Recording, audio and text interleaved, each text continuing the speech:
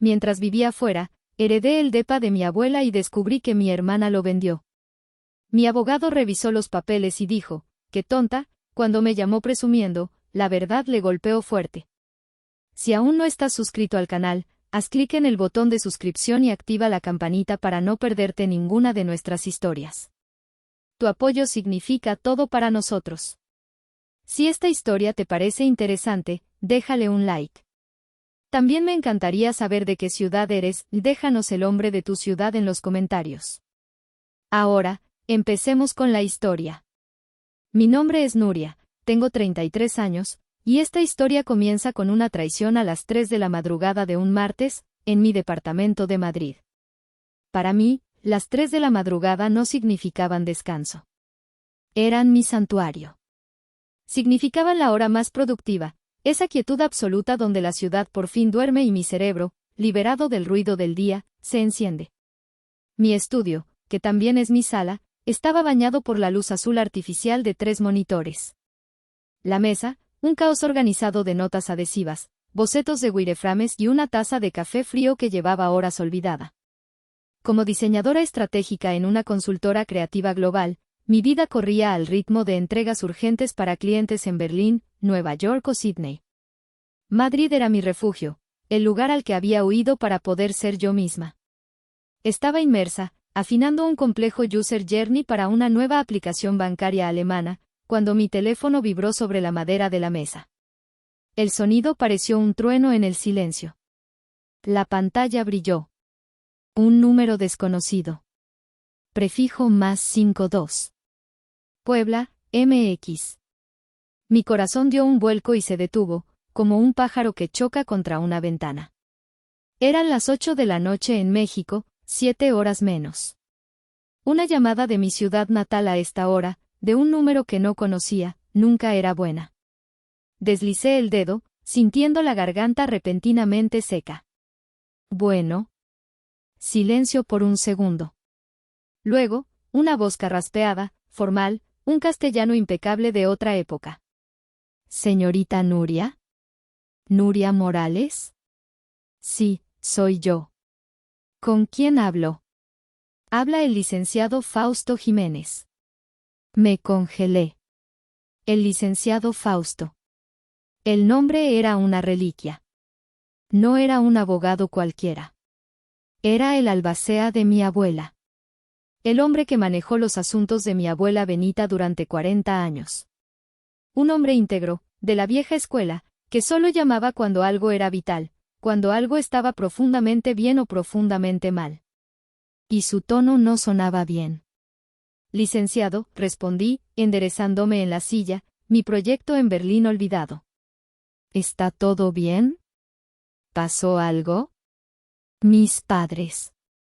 Hubo una pausa, un suspiro largo y pesado que pareció cruzar los 8.000 kilómetros de océano. Sus padres están bien, hasta donde sé. Nuria, lamento la hora. De verdad. Pero esto es urgente. Hizo otra pausa, y esta vez su tono se volvió grave, casi fúnebre, el tipo de tono que precede a una catástrofe. Necesita sentarse. Estoy sentada, mentí. Ya me había puesto de pie y caminaba en círculos nerviosos sobre la alfombra, como un animal enjaulado. Señorita. Su hermana, Elodia, vendió el departamento de Angelópolis. El mundo se detuvo. El zumbido bajo de mi computadora pareció ensordecedor. Las luces de la calle abajo se difuminaron. ¿Qué? Susurré. ¿Cómo que lo vendió? Imposible. Licenciado, eso no puede ser. Mi voz se quebró. El departamento, repetí, como si pronunciar las palabras pudiera deshacer el hecho.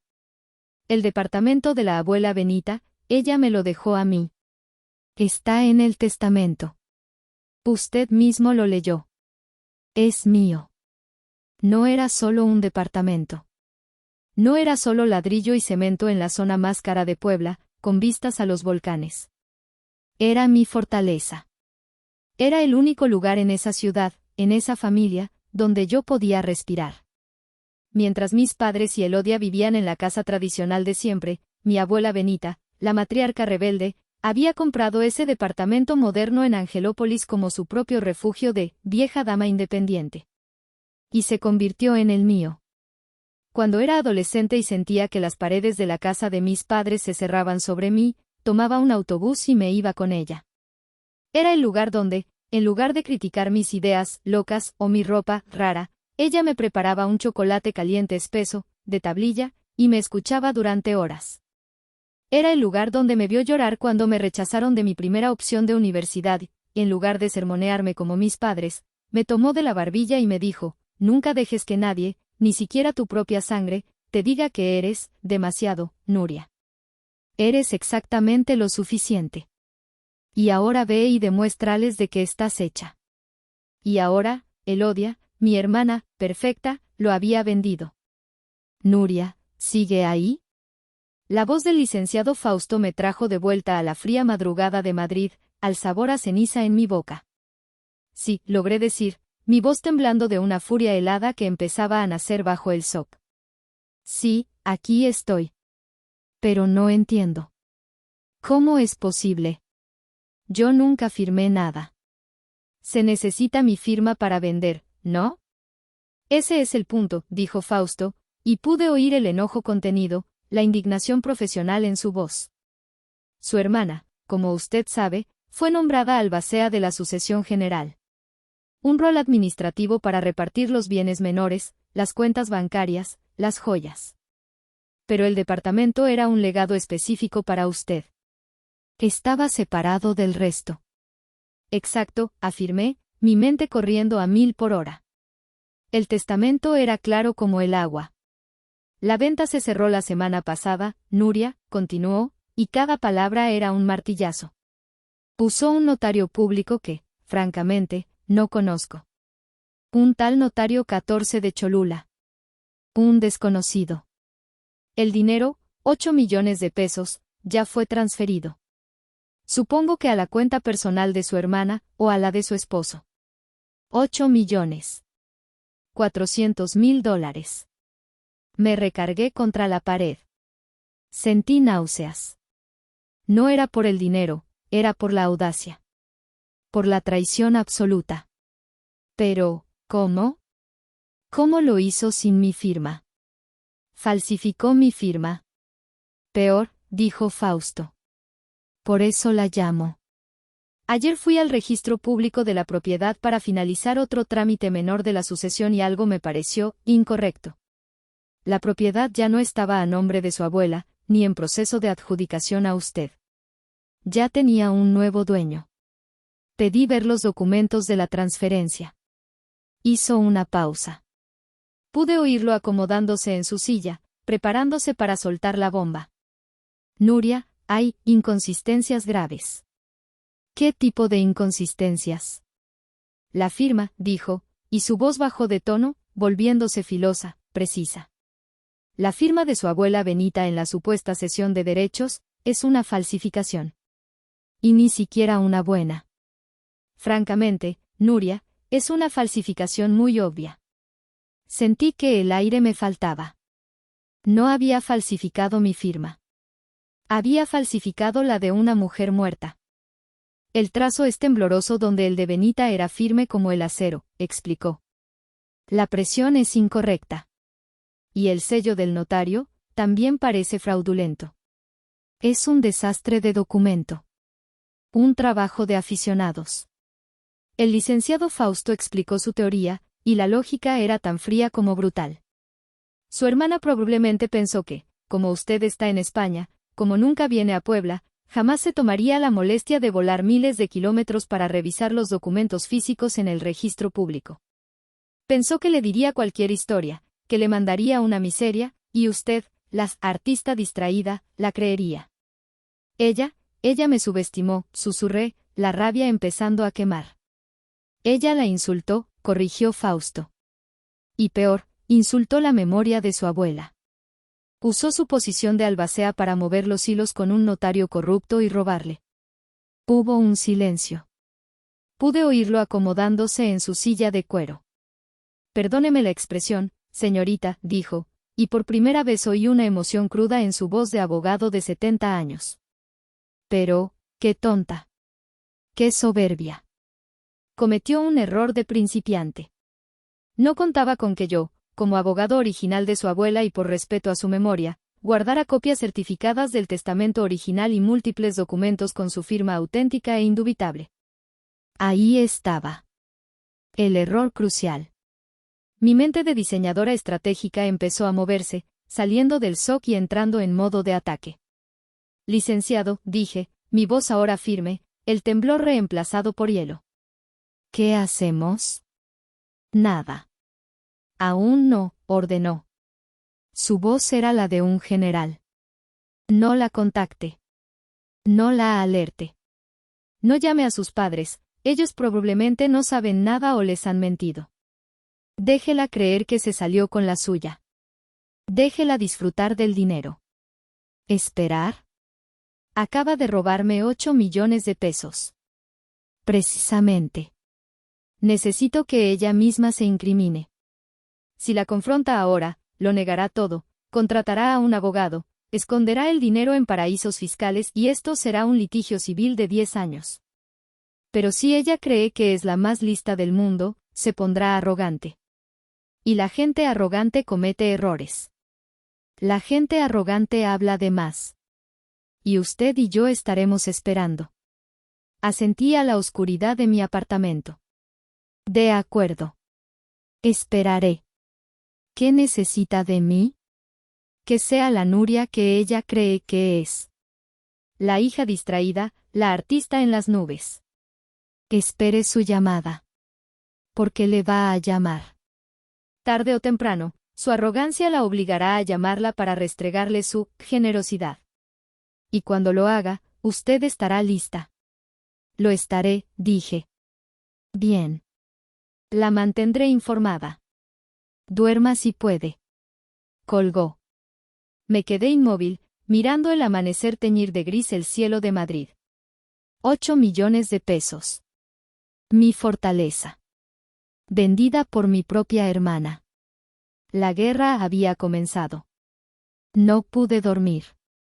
El café de la mañana fue amargo, sabía a traición.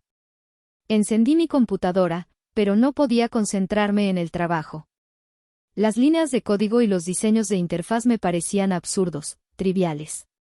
En lugar de trabajar, abrí una carpeta vieja en mi disco duro, Fotos Familia. Allí estaba. La galería de mi vida. La prueba irrefutable de por qué Elodia me odiaba. La primera foto, la fiesta de 15 años de Elodia.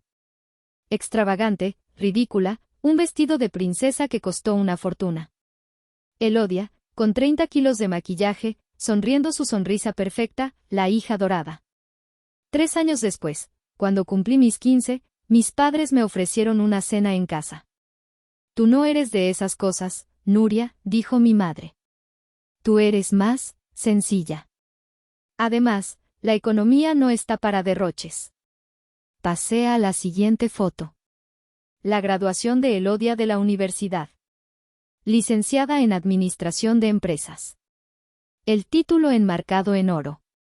Se casó un mes después con Gaspar, un apuesto y ambicioso director de banca privada. La boda, perfecta. Pasé a la siguiente. Yo, con el cabello teñido de azul, ganando un premio de diseño en la universidad. Cuando le conté a mis padres, mi padre, Silvestre, preguntó, ¿y eso te va a dar de comer? Elodia, 36 años, la hija dorada. Yo, 33, la complicada. Recordé una tarde cuando tenía 15 años. Había pasado todo el fin de semana encerrada en mi habitación. Mis padres pensaron que estaba deprimida. Cuando finalmente abrí la puerta, casi les dio un infarto. Había pintado un mural. Un mural gigantesco de un pescoy nadando en un mar de estrellas y nebulosas en la pared principal. Era lo más hermoso que había hecho jamás. Mi padre, Silvestre, un hombre pragmático que solo veía números, explotó. Arruinaste la pared. Estás loca. Esto costará una fortuna repintar. Estás castigada. Yo me encogí, lista para el castigo, las lágrimas de frustración quemándome los ojos. Pero entonces, mi abuela Benita, que estaba de visita, se paró frente a mí. Era una mujer pequeña, apenas me llegaba al hombro, pero en ese momento pareció un gigante. «Déjenla en paz», tronó, su voz sorprendentemente fuerte. Silvestre retrocedió. «Es una artista». La pared era aburrida, ella no. Si le pones un dedo encima a ese mural, Silvestre, te olvidas de un solo centavo de mi herencia. El mural se quedó. Se convirtió en mi santuario personal. Elodia odiaba a ese mural. Decía que era de mal gusto. Ese era el vínculo que teníamos mi abuela y yo. Ella era la única que veía mi complicación como una virtud.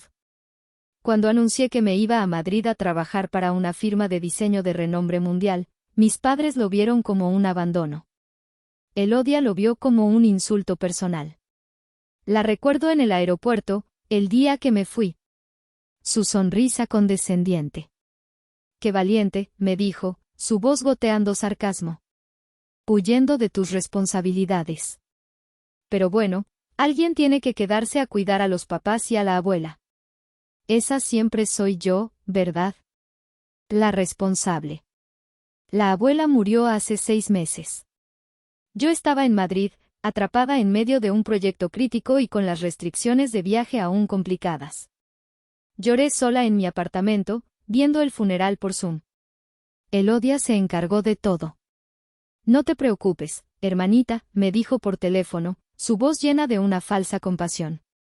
«Tú sigue con tu vida importante en Europa. Yo me encargo de todo lo terrenal». Ahora entendía. No estaba ayudando. Estaba tomando el control. Estaba posicionándose para el golpe final. Y lo había hecho. Había vendido mi mural, mi fortaleza, mi último vínculo con la única persona que realmente me entendió. Y lo había hecho por dinero. Pasaron 2 días. 2 días de infierno silencioso. Me movía como un autómata. Trabajaba en mi proyecto de Berlín, hacía llamadas de Zoom, sonreía, asentía, pero por dentro era un nudo de furia helada que crecía y crecía. El licenciado Fausto y yo intercambiamos varios correos encriptados. Me envió los documentos escaneados que obtuvo del registro público. El martes por la tarde en Madrid, plena mañana en Puebla, recibí el correo decisivo. Asunto: evidencia inicial. Adjuntos: 2 archivos PDF de alta resolución. Testamento-Benita-copia-certificada, PDF. Sesión-derechos-notario 14-fraude, PDF. Abrí el primero. La firma de mi abuela Benita. La conocía mejor que la mía propia. Era elegante, fluida, con una presión fuerte y constante, inclinada ligeramente hacia la derecha. Una firma llena de vida y carácter, como ella. Abrí el segundo. La supuesta firma en la escritura de cesión de derechos y venta. Se me revolvió el estómago. «¡Qué descaro!», susurré a la pantalla. Yo soy diseñadora. Mi vida profesional entera se basa en entender los detalles visuales. Vivo y respiro vectores, trazos, tipografía y la presión de un lápiz óptico. Lo que veía no era solo una falsificación, era una falsificación insultante. El trazo era tembloroso, muerto. Las curvas, en lugar de ser fluidas y seguras, estaban hechas de pequeños trazos rectos y vacilantes, como si alguien hubiera intentado calcar el original con un pulso terrible. La presión era errática. El bucle de la B de Benita estaba cerrado, cuando el de ella siempre era abierto. Elodia ni siquiera se había esforzado. Había garabateado algo, confiando en un notario corrupto y en la distancia que me separaba de Puebla. Simplemente asumió que yo era demasiado estúpida, demasiado artista y distraída para darme cuenta. Asumió que yo nunca miraría. Cerré la laptop con más fuerza de la necesaria. La rabia era tan intensa que me mareaba. Ya no era solo una traición, era un insulto a mi inteligencia y a la memoria de mi abuela. Necesitaba una confirmación más. Necesitaba saber qué narrativa había construido mi hermana. Agarré mi teléfono y marqué el número de mi madre, Casilda. Contestó al segundo tono, su voz cantarina y alegre, como siempre. Mi hija. ¡Qué milagro! ¿Cómo estás, reina? ¿Cómo te trata la madre patria? Bien, ma ocupada, dije, esforzándome por sonar casual, como la hija lejana que llama por cumplir. Oye, te llamo rápido. ¿Has sabido algo del departamento de la abuela en Angelópolis? ¿Qué se va a hacer con eso? Hubo un suspiro de alivio por parte de mi madre, un sonido que me heló la sangre. Ay, sí, mi hija. Qué bueno que llamas. Tu hermana Elodia por fin lo vendió. Bendito sea Dios. Mi agarre en el teléfono se tensó hasta que mis nudillos se pusieron blancos. Ah, sí. ¿Lo vendió? Sí. ¡Qué alivio! Era una carga menos para ella, pobrecita, dijo mi madre, su voz llena de genuina compasión, por la criminal. Con todo lo que hace por nosotros, y encima tener que lidiar con esa propiedad. Se la pasó semanas enteras envueltas, con papeles y abogados y pagando impuestos. Una verdadera santa, tu hermana. Una santa. Una santa ladrona. Vaya, qué bien, dije, mi voz plana. Sí, me dijo que te iba a llamar para contarte. Seguro quiere darte la sorpresa ella misma. Ha estado trabajando tanto, pobrecita. Bueno, mija, te dejo que voy a misa. Cuídate. Pórtate bien. Y llama más seguido, no seas ingrata. Clic, colgó. Me quedé mirando el teléfono. La confirmación era total. Elodia había creado una narrativa perfecta, ella, la mártir, la hija sacrificada, manejando la carga del departamento, mientras en realidad estaba ejecutando un fraude de 8 millones de pesos. Y mis padres, ciegos por su favoritismo, se habían tragado el cuento entero. ¡Qué tonta!, había dicho el licenciado Fausto. No. No era tonta. Era arrogante. Y yo iba a usar esa arrogancia para destruirla. La llamada llegó al día siguiente. Justo como el licenciado Fausto había predicho. Era la tarde en Madrid, mediodía en Puebla. Estaba en medio de la reunión de Zoom más importante de mi trimestre. No era una llamada interna, le estábamos presentando la estrategia de marca completa a un cliente nuevo y masivo de Barcelona. Una cuenta de 6 cifras. En euros. La presión era altísima. Yo estaba en mi elemento, hablando con confianza, compartiendo mi pantalla, explicando los arquetipos de marca y la paleta de colores. Fue entonces cuando mi teléfono, estratégicamente colocado a un lado, se iluminó. Elodia. Mi corazón dio un salto y luego se asentó en un ritmo frío, pesado y metódico. Era la hora. Mantuve mi rostro profesional, una máscara de calma absoluta para la cámara de Zoom. Levanté un dedo índice con una sonrisa ensayada. Discúlpenme un momento, por favor, dije en un español peninsular perfecto, mi voz de negocios. Una llamada familiar urgente e inesperada de México. Les ruego un minuto. Los ejecutivos en la pantalla asintieron. Apagué mi micrófono y mi cámara en Zoom.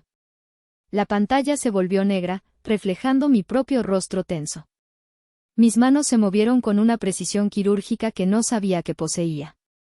No había pánico. Solo un enfoque gélido. 1. Respiré profundo, calmando la adrenalina. 2. Abrí la aplicación de grabación de llamadas que el licenciado Fausto me había insistido en instalar. Solo por si acaso, había dicho. 3.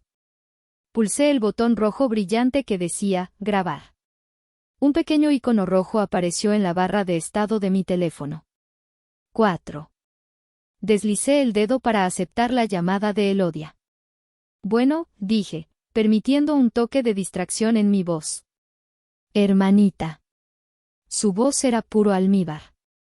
Falsa, alegre, condescendiente. El tono que usaba cuando estaba a punto de pedirme dinero o de criticar mi vida. Ocupada. Interrumpo tu vida, europea, tan glamorosa? Hola, Elodia, dije, manteniendo mi voz neutra. De hecho, sí. Estoy en medio de una presentación importante. ¿Qué pasó? ¿Está todo bien? Uy, qué humor. Y qué importante, se rió. Solo te quito un minuto, señorita ejecutiva. Solo llamaba para contarte las buenas nuevas. ¿Recuerdas el departamento de la abuela? Ese en Angelópolis que te tenía tan preocupada. Lo recuerdo, dije, mientras el icono rojo de grabación seguía parpadeando. Pues, ¿qué crees? Por fin lo vendí. Su voz subió un octavo, vibrando con un falso triunfo que apenas ocultaba su euforia. Cerré el trato la semana pasada. No tienes idea del trabajo que fue, Nuria. Fue una pesadilla absoluta. El agente inmobiliario era un inepto, los impuestos eran ridículos, ¿el notario? Dios mío, tuve que hacer un sinfín de vueltas. Casi me mudo al registro público para sacar todos los papeles. Escuché en silencio, mi sangre hirviendo lentamente. El notario, pensé. El notario falso que tú y Gaspar contrataron. Los papeles falsos que tú creaste. Pero bueno, continuó, dándose aires de mártir. Alguien tenía que hacerlo. Y como tú estabas tan lejos, pues me tocó a mí, como siempre. La responsable. La que resuelve. Qué considerada de tu parte, Elodia, dije, mi voz apenas un susurro. Sí. Y adivina la mejor parte. Conseguí un superprecio. 8 millones de pesos, Nuria. 8 millones, de contado. Tuve que negociar durísimo con el comprador, un inversionista gringo, pero soy una genio. 8 millones. La cifra exacta que Fausto me había dado. El icono de grabación seguía allí, capturando cada mentira. Vaya, dije. Felicidades, Elodia. Qué impresionante. ¿Verdad que sí? Se regodeó. Elodia se estaba deleitando con su propia mentira. Gaspar dice que debería dedicarme a los bienes raíces, que tengo un talento natural. En fin, fue un infierno, pero ya se acabó. Mi mirada estaba fija en el cronómetro de la grabación. 1 minuto y 30 segundos. La confesión de la venta estaba hecha. Ahora venía el golpe de gracia. Y mira, dijo Elodia, bajando la voz a un tono de falsa conspiración, como si me estuviera haciendo un gran favor. Te llamo principalmente porque, bueno, para que no digas que soy mala hermana. Sé que la vida en Europa es carísima. Me imagino que la renta en Madrid debe ser una locura, en euros, ¿no? Es cara, respondí, seca. Pues mira, de esos 8 millones, y después de todo mi trabajo, todos mis gastos, el estrés, los pagos al notario y los impuestos, te voy a mandar algo. Para que te ayudes. Hizo una pausa dramática, esperando mi gratitud, mi asombro. Piénsalo como un regalito, dijo. Aquí viene. El insulto final. 150,000 pesos, anunció, como si me estuviera regalando el mundo. 150,000 pesos MXN. Ya le dije a Gaspar que te haga la transferencia esta misma tarde. Para que veas que sí pienso en ti. 150,000. De 8 millones. Menos del 2%. Por el legado que mi abuela me dejó a mí. La rabia era una ola blanca y caliente detrás de mis ojos. Quería gritar. Quería escupir veneno por el teléfono. Pero la voz de Fausto resonó en mi cabeza, déjela hablar. Déjela colgarse sola. Así que jugué mi última carta. La carta de la hermana tonta y confundida. Elodia, dije, fingiendo un tartamudeo, estoy un poco confundida. ¿150,000? Sí, Nuria, que no oyes, dijo, su paciencia ya agotándose. No, es que, yo creía, el testamento de la abuela. Recuerdo perfectamente que el licenciado Fausto, el día de la lectura, dijo que el departamento de Angelópolis era mío. Solo mío. Elodia soltó una carcajada. No fue una risa alegre. Fue una risa aguda, cortante, llena de un desprecio que había estado guardando por años. La misma risa que usaba cuando yo era niña y se me caía un plato o reprobaba matemáticas. Ay, Nuria, por Dios. ¡Qué ingenua! Sigues siendo tan infantil, se burló. El icono rojo seguía parpadeando. Mi mano se cerró en un puño bajo el escritorio. Sigue hablando, maldita sea. Sigue hablando. ¿De verdad creíste eso? Ay, hermanita. Ese testamento era inválido. Obviamente. Mi sangre se heló. Inválido. Lo dijo. ¿Inválido? ¿Por qué? Porque sí, Nuria, porque la abuela no estaba bien al final, ¿sabes? Su voz se volvió falsamente lastimera. Estaba confundida. Firmaba cualquier cosa. Ese papel no tenía valor real. Mentira. Mentira absoluta. La abuela Benita estuvo más lúcida que todos nosotros hasta el último día. Así que, continuó Elodia, retomando su tono de maestra regañando a una niña tonta, papá, mamá y yo hablamos. Y decidimos que lo justo, lo correcto, era venderlo y usar ese dinero para, bueno, para la familia. Yo soy la albacea. ¿Entiendes lo que eso significa? Significa que yo decido. Yo manejo el dinero. Yo decido qué es lo justo, punto.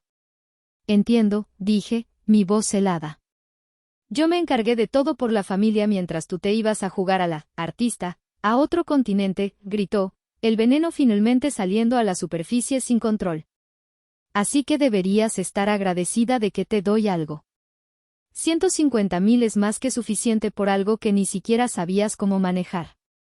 Ya veo, dije. El cronómetro marcaba 4 minutos. Tenía todo. La admisión de que sabía que el testamento me lo dejaba a mí. La admisión de que había decidido unilateralmente invalidarlo. La admisión de que mis padres supuestamente estaban de acuerdo. La admisión de que había vendido la propiedad y se había quedado con el dinero. Gracias por aclararlo, Elodia. Tengo que volver a mi junta. Claro, claro, a tu junta, europea, dijo con desdén. No olvides revisar tu cuenta mañana. Bye. Colgó. Me quedé mirando el teléfono. La grabación se guardó. Elodia-confesión-fraude, MP3.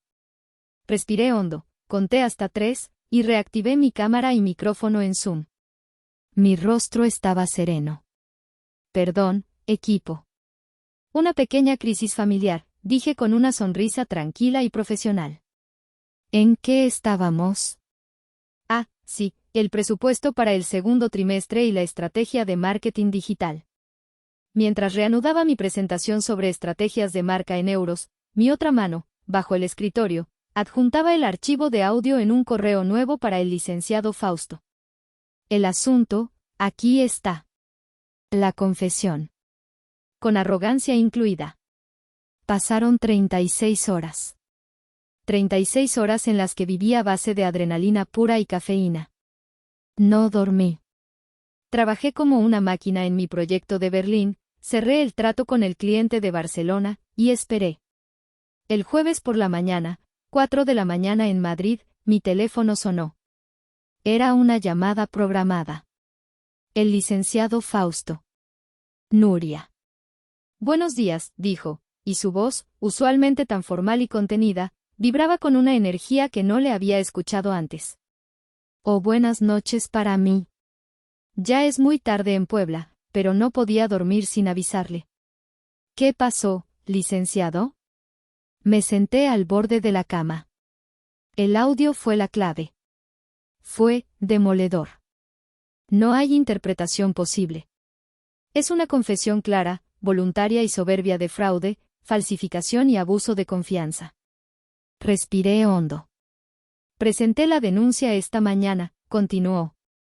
Junto con el audio, sus correos, el peritaje de la firma falsa, la copia del testamento original y la declaración del comprador, que está furioso. No lo presenté en un juzgado civil, Nuria. Lo presenté en el Ministerio Público. Esto es una carpeta de investigación penal. Mi corazón se detuvo. Penal. Sí. Esto va más allá de un pleito familiar. Esto es un delito federal. Y el fiscal actuó de inmediato. El juez ha emitido una orden precautoria urgente. Los 8 millones de pesos en la cuenta de su hermana están congelados. Congelados, repetí, saboreando la palabra. Sí. En este preciso instante, su hermana y su esposo Gaspar están descubriendo que no pueden acceder a un solo centavo. Se va a enterar en cualquier momento. Prepárese, Nuria. La tormenta va a golpear. Colgamos. Me serví una copa de vino, aunque era ridículamente temprano. No me importó. Me senté junto a la ventana, viendo salir el sol sobre Madrid, e imaginé la escena en Puebla, donde era miércoles por la noche. Y ni en mis sueños más salvajes habría imaginado lo precisa que sería mi visión. Lo que supe después, por fuentes y chismes que me llegaron meses más tarde, fue esto. Esa misma noche en Puebla, Elodia y Gaspar, sintiéndose los reyes del mundo, estaban cenando en La Encomienda, el restaurante más caro y pretencioso de la ciudad, un lugar para ver y ser visto. Estaban celebrando. Gaspar acababa de comprarse un reloj Hublot brillante. Elodia lucía un bolso de Saint Laurent que yo sabía que costaba más que mi renta de 3 meses. Pidieron la botella de vino más cara de la carta, un Vega Sicilia. Comieron langosta y cortes Baggio. Se rieron a carcajadas, planeando unas vacaciones en Dubái. Al final de la cena, Gaspar, con un gesto arrogante, entregó su tarjeta de crédito American Express Platinum. El mesero regresó unos minutos después, pálido. Disculpe, señor. La tarjeta fue declinada. Gaspar frunció el ceño. ¿Imposible? ¿Están locos? Intente de nuevo. Seguro es su terminal. Ya lo intenté 3 veces, señor. Declinada. Qué raro, dijo Gaspar, visiblemente molesto. Sacó otra tarjeta, una Visa Infinite de su propio banco. Pruebe con esta. Y rápido. El mesero regresó más rápido. Declinada también, señor. Elodia, molesta por la incompetencia y la vergüenza pública, sacó su propia tarjeta.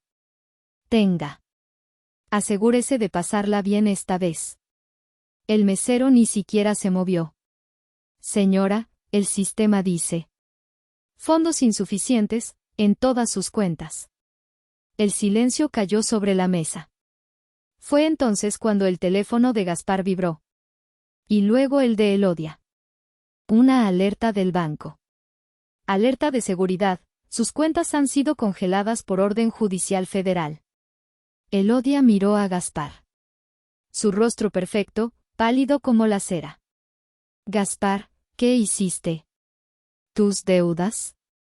Me dijiste que estaba todo cubierto. Gaspar la miró fijamente, sus ojos fríos, el pánico asomando. No. No fui yo. Fuiste tú. Fue tu estúpida hermana y tu estúpido fraude. Mi teléfono empezó a explotar. Eran las 5 de la mañana en Madrid. La luz del sol apenas empezaba a filtrar por mi ventana. Pero mi teléfono parecía un árbol de Navidad epiléptico. 22 llamadas perdidas, Elodia 10 llamadas perdidas, Gaspar 15 llamadas perdidas, mamá Casilda. Y seguían entrando. Una tras otra. La vibración sobre la mesa de noche era ensordecedora. La dejé sonar. Observé el nombre, Elodia, parpadear con una satisfacción fría y amarga. Después de 20 anillos, la vibración cesó. Un segundo después, volvió a sonar. Elodia. Decidí que ya era suficiente. Era hora de enfrentar a la bestia. Deslicé el dedo. No dije, hola. Esperé. Se escuchó una respiración agitada, casi animal. Un jadeo. Y luego el grito. Nuria. ¿Qué chingados hiciste? Era un alarido. Agudo, desgarrado, lleno de pánico y furia. La voz de la hermana perfecta, la voz de almíbar, había desaparecido. Esta era la verdadera Elodia, la que yo conocía de nuestra infancia, la que me rompía los juguetes y luego culpaba al perro. Me congelaron las cuentas. El banco llamó. No puedo sacar ni un solo peso. Gaspar está como loco. ¿Qué te pasa, estúpida? ¿Qué hiciste? Me estás arruinando. Mantuve el teléfono a unos centímetros de mi oreja para protegerme del veneno. Dejé que se vaciara, que soltara toda la histeria. Tomé un sorbo de mi copa de vino ahora tibio. Hola, Elodia, dije, mi voz peligrosamente tranquila, tan baja que tuvo que hacer silencio para oírme. Qué curioso que me llames. ¿Te refieres a la cuenta donde depositaste los 8 millones de pesos de mi casa? Hubo un silencio ahogado. La casa, continué, mi voz cortando como un bisturí, que vendiste falsificando la firma de la abuela Benita. La que me ofreciste, generosamente, por 150,000 pesos. ¿Esa cuenta? El silencio se estiró. Podía oír su respiración entrecortada. Podía oír el clic en su cerebro mientras todo encajaba. La arrogancia se desvaneció, reemplazada por puro terror. Tú.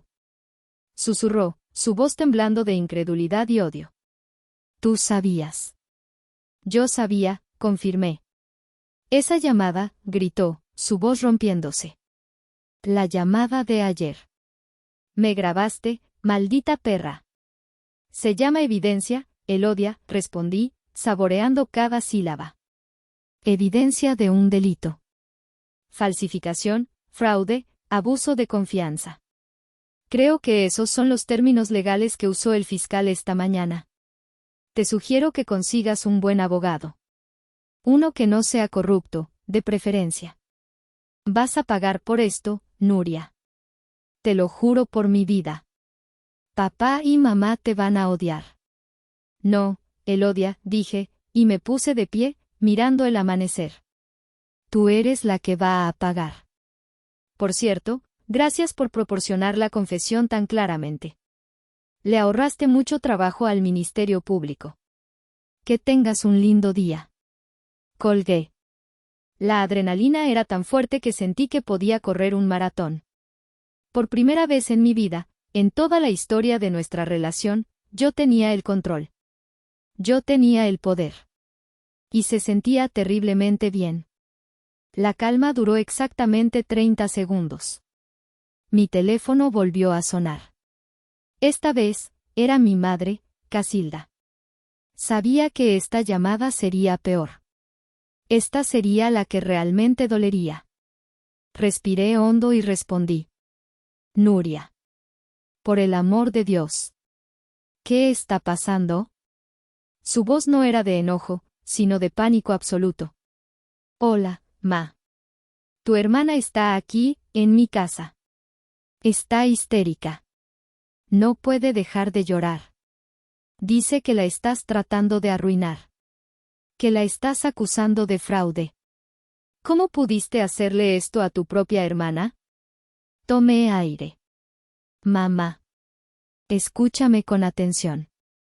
Elodia cometió fraude. Ella falsificó la firma de la abuela Benita. Vendió el departamento que la abuela me dejó a mí. Me robó, mamá. Me robó 8 millones de pesos. Hubo una pausa, pero fue la pausa equivocada. Fue una pausa de procesamiento, no de aceptación. Pero Nuria, eso es ridículo, dijo mi madre, su voz volviéndose dura, protectora, pero protegiendo a la persona equivocada. Tu hermana jamás haría algo así.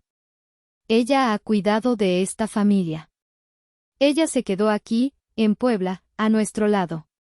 Tú te fuiste. Ahí estaba. El verdadero crimen. Yo me había ido. Mi éxito en el extranjero no era motivo de orgullo, era abandono. Elodia era la santa por quedarse, incluso si era una santa ladrona. Tú siempre has sido tan dramática, Nuria, continuó mi madre, su voz ahora llena de esa decepción crónica que yo conocía tan bien. Siempre tan emocional. Seguro entendiste todo mal. Tu hermana solo estaba tratando de administrar la herencia. Emocional. La palabra que usaban cada vez que yo tenía una opinión. La palabra que usaban para invalidarme. La palabra para decir, cállate, estás loca. No, mamá, dije, mi voz cortante como el hielo. No entendí mal. Y no soy emocional, estoy furiosa. Tengo la grabación de Elodia confesándolo todo. Admitiendo que lo hizo. Riéndose de mí. Burlándose de la memoria de la abuela. Deja de defenderla. El silencio al otro lado de la línea fue total. Y luego, el golpe final. Tú. Dijo mi madre, su voz bajando a un susurro horrorizado. ¿Grabaste a tu propia hermana? No estaba horrorizada por el robo de 8 millones. No estaba horrorizada por la falsificación.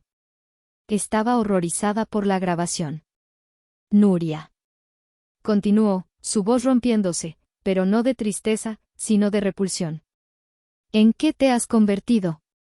¿En qué clase de monstruo? Estás destrozando a esta familia. Por un departamento. Por dinero. Clic. Colgó. Me quedé mirando el teléfono. La habitación estaba en silencio, salvo por los primeros tranvías de la mañana pasando por la calle en Madrid.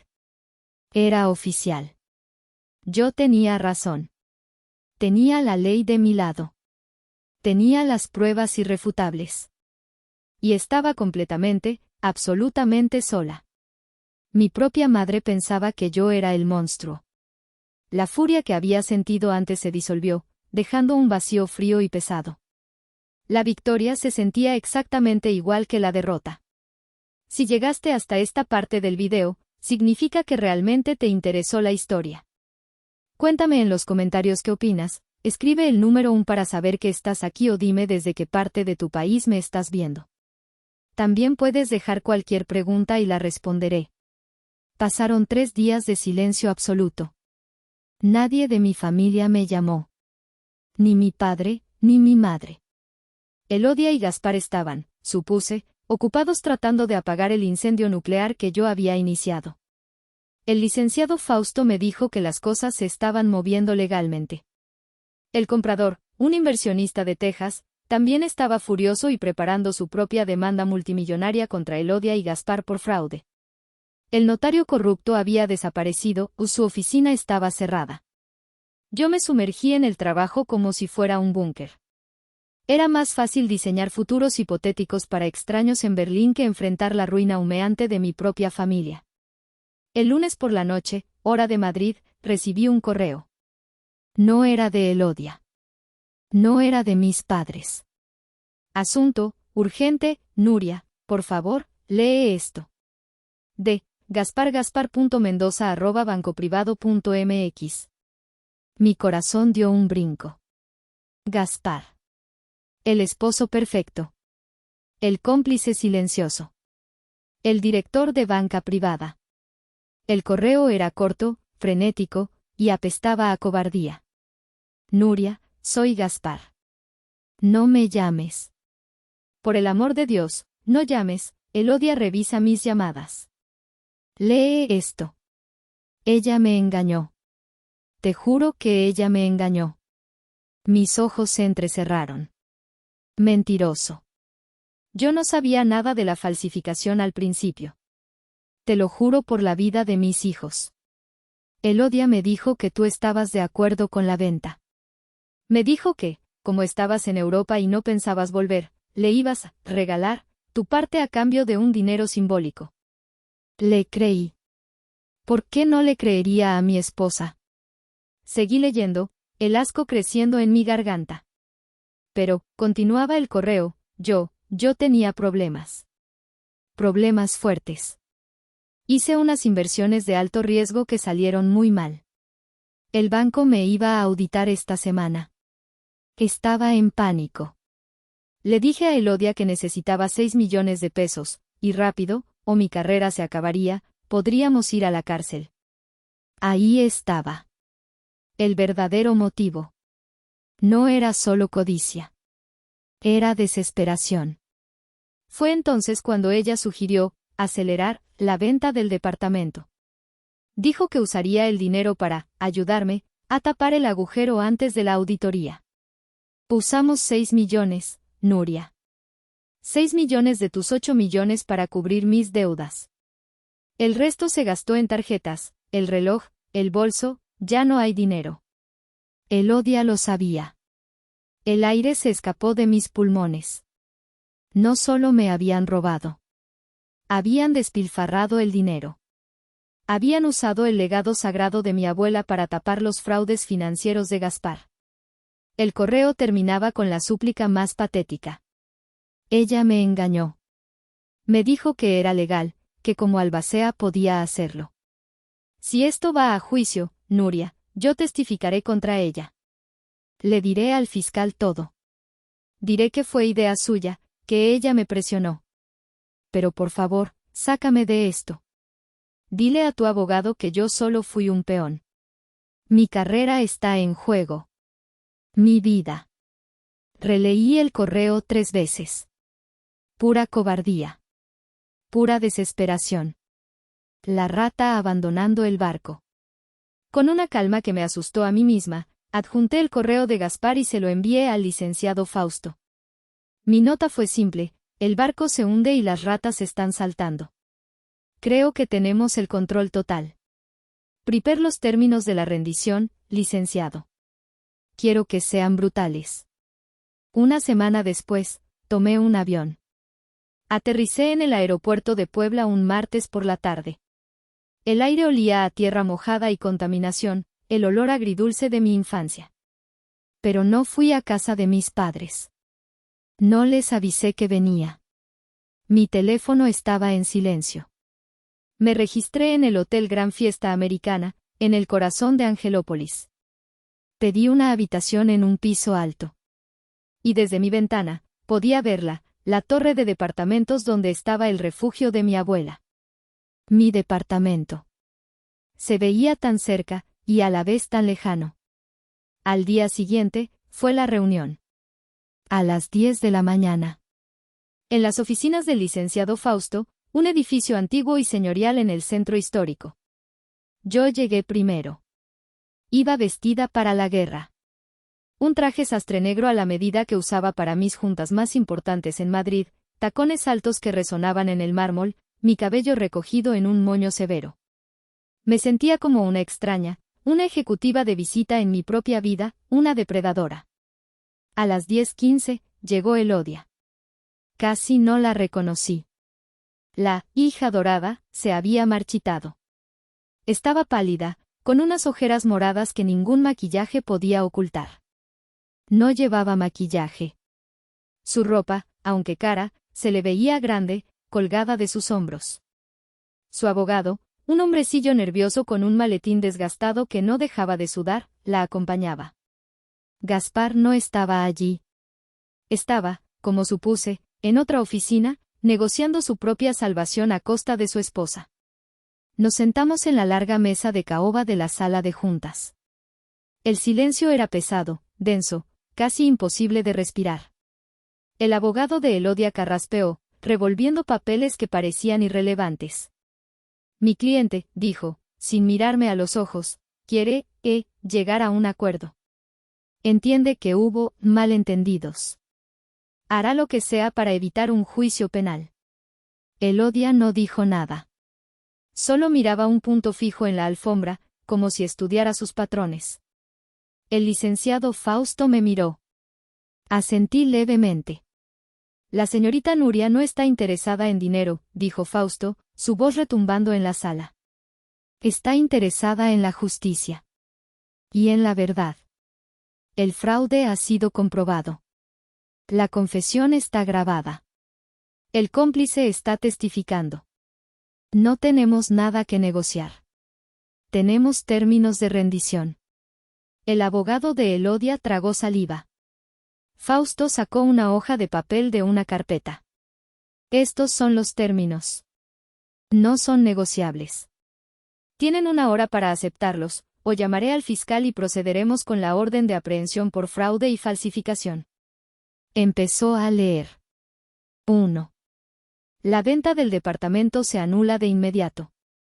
Se contactará al comprador y se le explicará el fraude. El abogado de Elodia palideció. Pero, el dinero, mi cliente, ya se gastó una parte. 2. Continuó Fausto, implacable, como si no lo hubiera oído.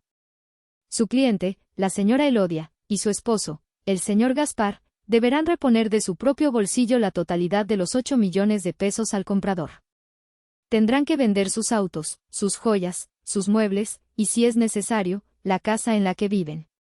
Tienen 30 días para depositar el fondo en una cuenta de garantía. Elodia soltó un sollozo ahogado, un sonido patético.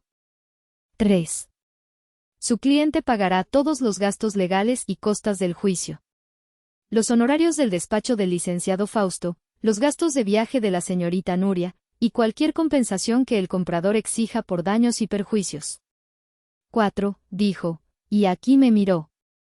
Su cliente redactará y firmará una confesión completa, de puño y letra, ante el notario que yo designe, admitiendo la falsificación de la firma de la abuela Benita, el fraude, el abuso de confianza y el engaño a su hermana. Elodia levantó la vista, sus ojos inyectados en sangre, llenos de odio puro. Nuria, por favor, no me hagas esto. Y 5, dijo Fausto, rematando. Su cliente firmará un documento legal donde renuncia, de manera voluntaria e irrevocable, a cualquier herencia futura de sus padres, los señores Silvestre y Casilda. Para asegurar que nunca intente tomar la parte que legítimamente le correspondería a la señorita Nuria en el futuro. Ese fue el golpe final. Fue mi idea. Elodia se derrumbó sobre la mesa, llorando con convulsiones secas y horribles. Es eso, dijo Fausto, cerrando la carpeta. O llamo al fiscal ahora mismo y procedemos con el arresto. Usted decide. Pasó un minuto eterno, lleno solo por los sollozos de Elodia. Finalmente, su abogado le puso una mano en el hombro. Elodia levantó la cabeza. Su rostro estaba desfigurado por el llanto y el odio. Me miró fijamente. Acepto, susurró, su voz rota. Acepto todo. Pasaron 6 meses. Estoy escribiendo esto desde el balcón del departamento de Angelópolis. Está vacío, salvo por una silla, una mesa de dibujo y mi computadora. El eco es profundo, pero es mío. El sol de la tarde de Puebla entra por los ventanales, iluminando las motas de polvo que bailan en el aire. La justicia fue rápida, una vez que la maquinaria se echó a andar. El licenciado Fausto fue una máquina de precisión. Elodia y Gaspar perdieron todo. Tuvieron que vender su casa, perfecta, en el fraccionamiento cerrado de Lomas de Angelópolis para pagar los 8 millones al comprador texano y cubrir todos los gastos legales. Gaspar, como era de esperarse, fue despedido del banco en cuanto se supo de la auditoría y la investigación de fraude. El correo que me envió, el que Fausto usó como palanca, lo hundió a él también. Sé que están divorciados. Lo último que supe es que él enfrenta cargos penales federales por sus propias transacciones turbias. Elodia, la hija dorada, la santa, la mártir, ahora vive de nuevo con mis padres. En su antigua habitación de adolescente. Su reputación en la sociedad de Puebla, que tanto le importaba, está destruida. La confesión notariada está guardada en la caja fuerte de mi abogado, un seguro contra futuras traiciones. Ayer, llegó un paquete a la recepción del edificio. Era de mi madre. Sin nota de remitente, solo mi nombre escrito con su caligrafía temblorosa. Dentro, había una pequeña caja de terciopelo azul, desgastada por el tiempo. La abrí. Era el reloj de plata de la abuela Benita. El que usó todos los días de su vida. El que siempre me fascinó de niña. Lo tomé, el metal estaba frío. Le di la vuelta. Allí estaba, grabado en la parte trasera, un mensaje que nunca había visto. El mundo te espera. Me lo puse. La plata se sintió pesada en mi muñeca. He tomado una decisión. No voy a vender el departamento. Renuncié a mi trabajo en Madrid. Voy a empezar mi propio estudio de diseño, aquí mismo. Desde Puebla. Ya no voy a huir. Lo llamaré Estudio Benita. Mi madre me llama a veces. Llora. Me dice que Elodia está en una depresión profunda, que no sale de su cuarto. Me dice que la familia es la familia, y que yo fui demasiado cruel, que el dinero no lo es todo. Que la estoy destruyendo. Yo cuelgo. Recuperé lo que era mío. Mi herencia. Mi fortaleza. Pero perdí a la única familia que creí tener. O quizás, simplemente vi a la familia que siempre tuve. Mi abogado dijo que hice lo correcto. Mi corazón dice que hice lo necesario.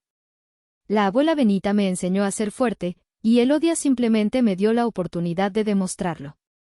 Pero mientras miro los volcanes desde este balcón, con el reloj de mi abuela en mi muñeca, no puedo evitar preguntarme, ¿estoy mal yo por usar esa grabación para recuperar mi justicia, sabiendo que destruiría a mi hermana en el proceso?